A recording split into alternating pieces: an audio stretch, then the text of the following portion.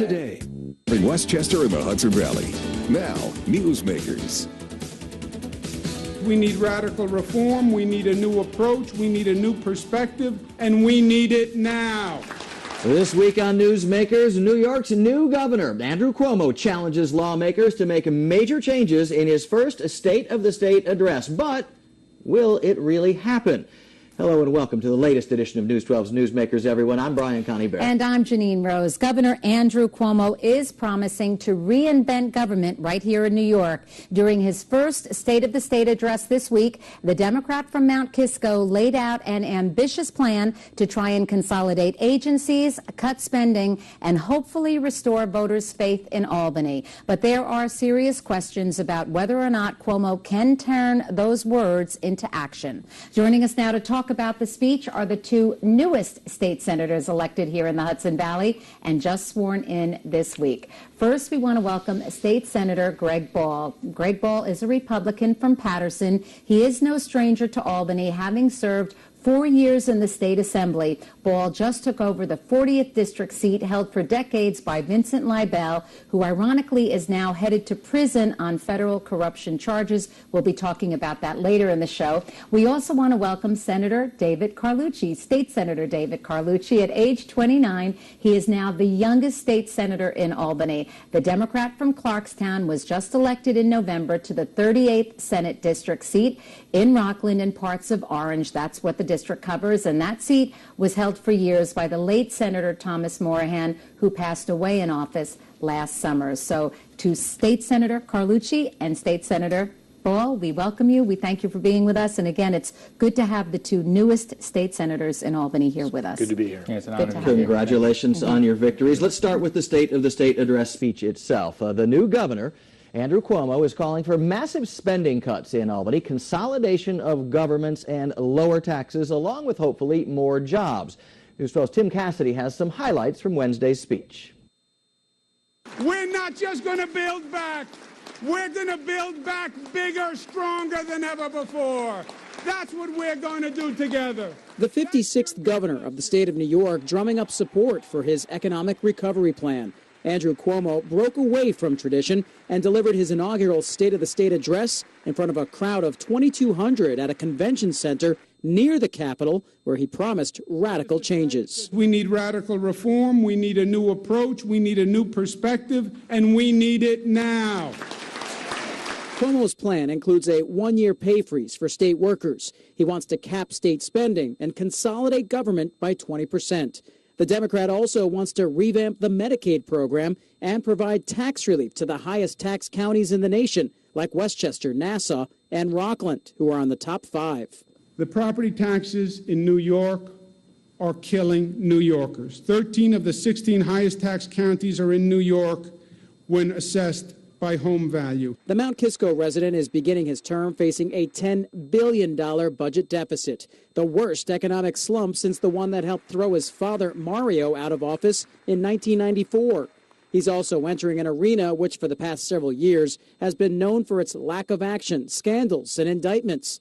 Cuomo says that's all history. We're going to have to reinvent government. We're going to have to reorganize the agencies. We're going to have to redesign our approach, because the old way wasn't working anyway. So, gentlemen, we're going to get to whether or not we can succeed with all this kind of bold vision that Mr. Cuomo is laying out. But first, your reactions to the speech. Greg Ball, what did you make of it? It was moved from the State Assembly chambers over to the Empire State Plaza, the Convention Center. That was a break. What did you make of it all? I think that was really good. First, as a member of the legislature, one of your nicest days as an Assembly member is that first State of the State. But at the same time, and there's a little bit of confusion, from a political perspective and a public policy perspective, he took it away from the legislature and gave the discussion back to the people. And I think that was a very good thing. Not only that, he got Sheldon Silver, Shelley, the 800-pound gorilla in the room, and my leader on the record being for reform. I mean, even Shelley came out, right, Dean Skelos, and even Shelley came out and said he was in favor of a tax cap. So at one moment I thought the aliens actually took over his body. I was waiting for something to shoot out of his chest. But that's a great thing. I mean, did we ever think that Sheldon Silver would be talking about instituting a property tax cap. So I think it was a good day. We did have a former governor who talked about everything changing on day one. He folded like a cheap suit, started focusing on social issues. So hopefully we will focus on the economic issues, taxes, jobs, and this will be the year to get something done. It certainly sounds, David Carlucci, like those are the focuses: economics, jobs, and taxes. Absolutely, they have to be. I mean, you travel around the Hudson Valley, you talk to residents, and people are suffering right now. Whether it's a young family, which is losing a job, or seniors being taxed out of our community, we've got to have drastic changes in Albany. And there's no denying it. Albany's broken. And if we think we're going to get different results with the same actions, we're kidding ourselves. So if we do what we've always done, we're going to get what we've always got. So that's why I've got hope for Governor Cuomo. And I look forward to working with my colleagues in the Senate. I look forward to working with Greg and the Republicans, the Democrats, to have drastic change and get down to business for the people. How smart do you think it was on Governor Cuomo's part to include the legislative leaders and to include members of the public to try to perhaps extend an olive branch? And now you do have a Republican majority in the state Senate, so he's got to work with you guys. I thought it was brilliant. I mean, look, this is the people's government. It belongs to the people. And the governor reminded us of that it's not just the governor, it's not just the legislators, it's the people. We're public servants. We're here to serve. Let's remember that every day, not just on the state of the state. Yeah, Mr. Bull, do you feel the same way, that the inclusiveness may mean that we're seeing a new day in Albany, perhaps? No, Janine, even psychologically, so people at home understand, because Albany is kind of that world that the land that common sense forgot.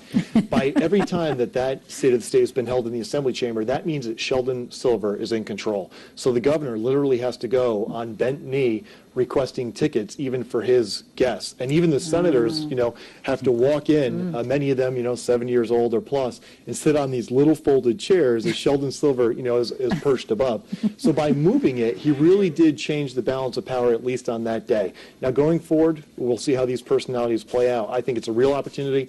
I got elected in 2006. Since that time, we had a governor who came in, said everything was going to change on day one, horrible scandal. And then we had Lieutenant Governor Patterson come in, become the governor. He really failed to ever be effective. We had the balance of power shift with the coup.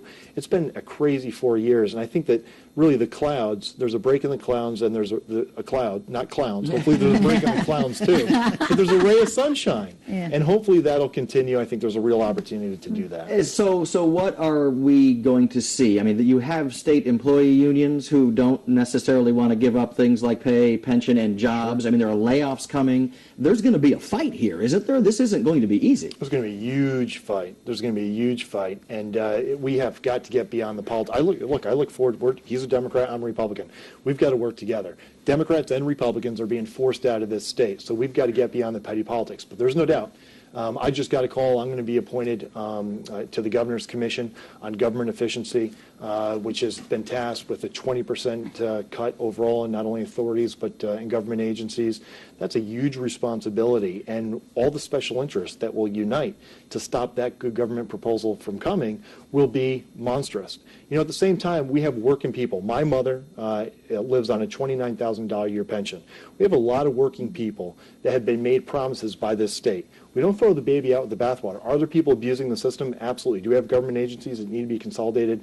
Yes, but we have to do it smartly and efficiently, not necessarily politically, what makes sense in a press release, but from a good government perspective. And if he's inviting Republicans like yourself to sit on those commissions, that's a good thing, I guess, because he's reaching out. But he's also, Mr. Carlucci, asking leaders of the state unions to sit on some of these commissions and putting the onus on them. Help us make these changes, inviting the very adversaries who usually fight against change to help make the change. Smart move? I think it's a great move. I think that because we've got a $10 billion deficit, it's a huge problem, but it also leaves us with great opportunities because we know that the current system is just not sustainable. And we've got to bring everyone to the table, whether it's unions, it's the business community, that we all know all options are on the table, and we've got to take drastic changes to make it a sustainable and a system that works for everyone.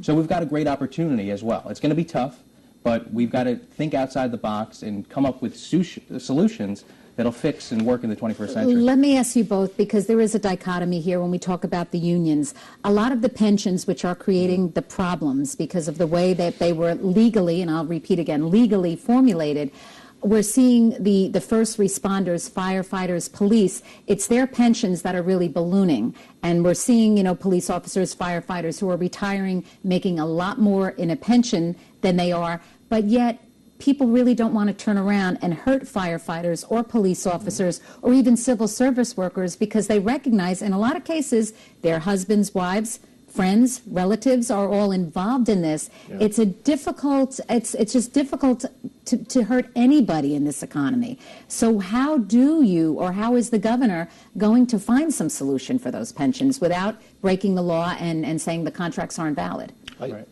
If I can just interject, I think the first thing is to apply common sense. We have instituted changes towards a Tier 5.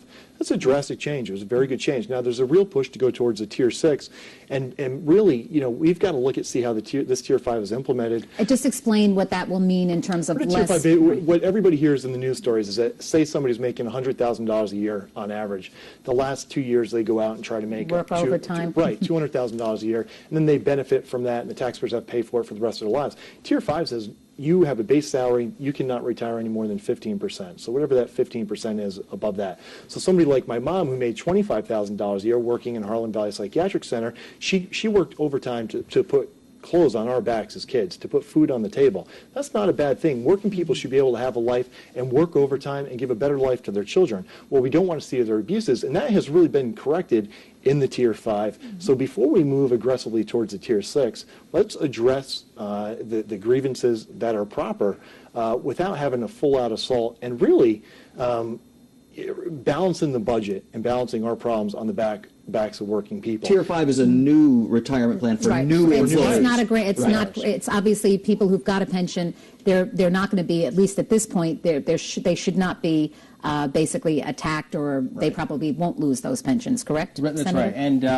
I think the governor said it. We can't tax our way out of these problems. What we've got to do is we've got to look at where we can cut, and like Greg said, we've got to do it in a smart way. We can't just take an axe and cut across the board. We've really got to look at where's the waste coming from and cut there. And the reality is no financial formula is going to fix this budget problem. What we've got to do is we've got to think long term. We've got to stop thinking about the next election, think about the next generation, think about how are we going to make sure people know that New York is open for business. Because we've got to make sure we have quality jobs in the Hudson Valley. I mean, right here in Rockland County, we've got Pfizer, the largest private employer, on their way out. I've met with them. I've talked with them. We've got to look at strategic ways for economic development to boost the jobs that will come here. We've got a highly trained workforce, so we can attract biotech. We could attract research and development. You know, manufacturing is really not going to work here because our property taxes are so high.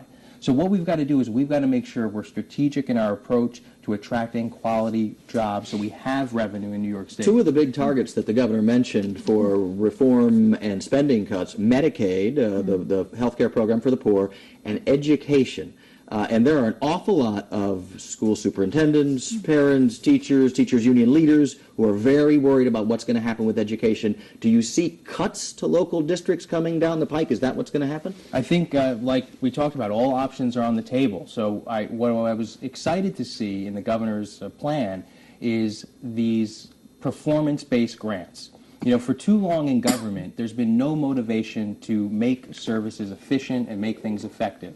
And with these performance-side grants for administrators to look at ways to cut costs, that they'll get about, what was it, $250 million possible for funding. I think that's smart. That's what private enterprise does. That's what government needs to do to meet the needs of the 21st century.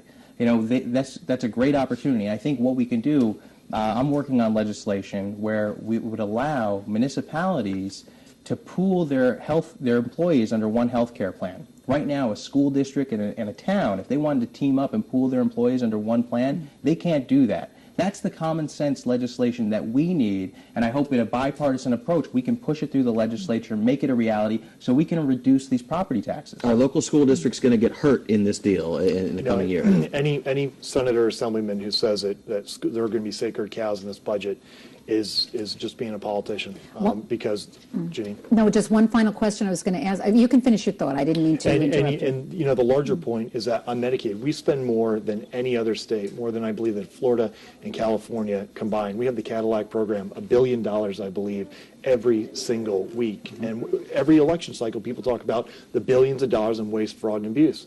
Now it's time to address it. On education, we know that we spend more than any other state. We're not getting the results either nationally or throughout globally that we deserve. We have to have a very serious conversation with the teachers' unions and begin talking about how can we get more bang for our buck. And it's not only people talk about the teachers. You talk about consolidation.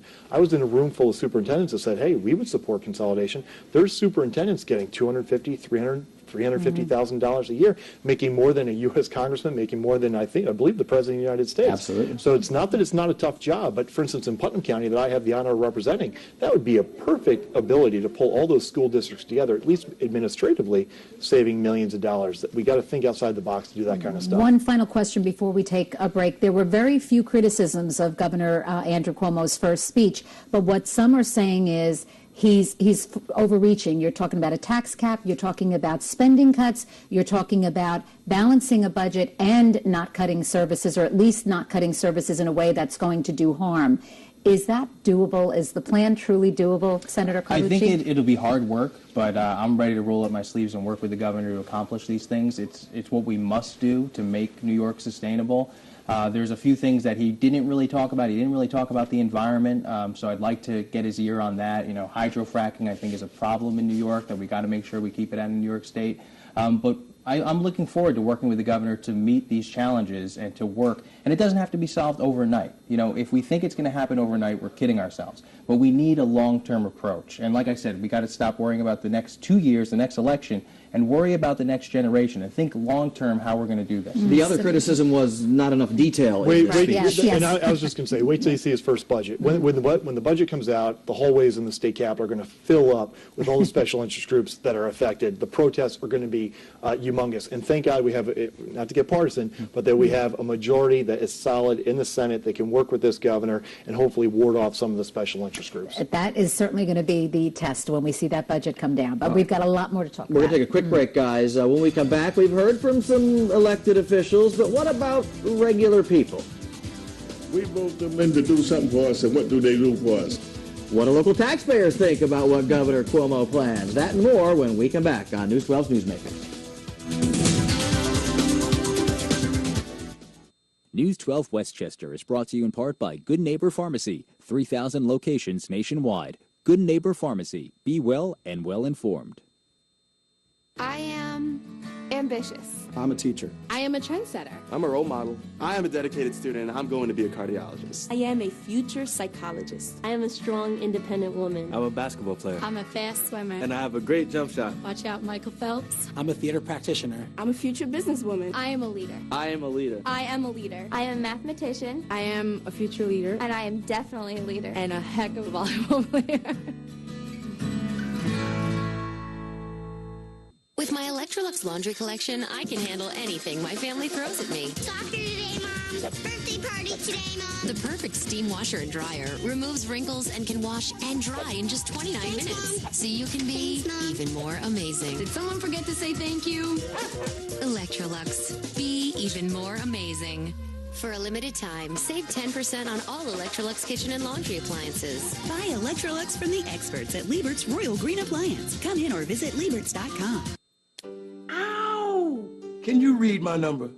Attention those on Medicare with diabetes. You may be eligible for an upgraded meter. I am tired of stabbing my fingertips to test my blood glucose. There has got to be a better way. If you're on Medicare with diabetes, then you need to know there's a new method for checking your blood glucose. You don't need to stab your fingertips anymore. This new Embrace meter is easier to use and nearly painless.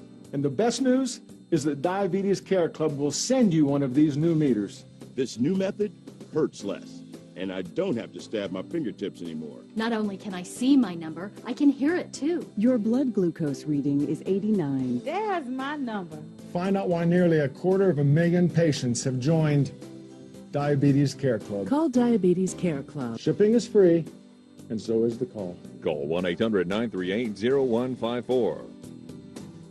I'm glad I did. We're going to have to reinvent government. We're going to have to reorganize the agencies. We're going to have to redesign our approach because the old way wasn't working anyway. Governor Cuomo promises to overhaul New York State government, but some voters are skeptical as to whether or not he can pull it off. Welcome back to News 12's Newsmakers. I'm Janine Rose along with Brian Connybear. More now on the State of the State address. This week, New York's new governor, Andrew Cuomo, laid out an ambitious vision for reforming government. But News 12's Blaise Gomez reports some taxpayers are not very optimistic that Albany can really change. Politics are gangsters. We're the victims. We vote them in to do something for us, and what do they do for us? Nothing. They do for themselves. Pucho Brown joined dozens at the Coney Island Cafe in Middletown Wednesday, watching on as New York's newest governor, Andrew Cuomo, addressed the state, outlining his agenda to close a $10 billion budget gap. The deficit he talks about isn't created by public employees. It's been created by those with greed. But in the same sentence, retired fireman Joe Myers also says he's going to give Governor Cuomo a chance to deliver on promises to reel in government spending, lower Medicaid costs, provide jobs, and cap sky-high taxes, just to name a few. It's almost like climbing Mount Everest. People have done it, it's been done, but he's got a tough road ahead of him. Talk is one thing and performance is another, so we'll just have to wait and see what happens. And like the people watching the address here, certainly the state now waiting to see how the governor's plan for transformation will be put into action. We're in Middletown. Blaise Gomez, News 12. Well, again, you're watching Newsmakers. Our guests are State Senator Greg Ball, represents the 40th District, State Senate District in Albany for basically Putnam, Dutchess, and Upper Westchester residents. And then we also welcome Senator David Carlucci, who is one of the newest elected officials to Albany. He represents the 38th District, serving residents in Rockland and Orange. Senator Carlucci, let me start with you. Politicians are gangsters, we just heard, and talk is one thing, but performance is another. Absolutely. The voting public is certainly concerned about what's gone on in Albany in the past. Do you understand where their concerns are coming from? And do you think that the new governor can, and yourself and Senator Ball, can turn this all around? I mean, absolutely. The public is disenfranchised with politicians. I mean, politicians really a dirty word. I mean, every time you flip the newspaper open, you hear about someone else going to jail. It's horrible. And what we have to do, like the governor said, we have to reinvent government. And that's why I decided to form an independent Democratic conference so that I'm not beholden to the leader of the Democratic Party, the leader of the Republican Party, the leader in either conference, but all I'm beholden to are the residents of my community, of Rockland and Orange County. I ran on that. I say, look, I'm a Democrat, but I'm an independent Democrat. The issues that are important in the Hudson Valley aren't necessarily Democratic or Republican. They're about property tax reform. They're about job creation. They're about reforming the way we do business in Albany so we break the logjam. So I don't blame these people. You know, when I was younger, I said, look, I want to run for office one day. People would say to me, why do you want to do that? You're a nice person. You know, that's you seem honest. Right, that's wrong. We've got to make sure that we have people with integrity running, that run on principles, so that we can have young people that want to serve, want to do public service. Mr. Ball, you're in a very unusual position because you're replacing Vincent Leibel in the state Senate, a guy who was at one point the most powerful politician in Putnam, who's now headed for prison on federal corruption charges. That is highly unusual, and it's one of the main problems that people see, all these guys getting arrested. Well, you know, one of the voters said that on the screen that cleaning up Albany is going to be like climbing Mount Everest.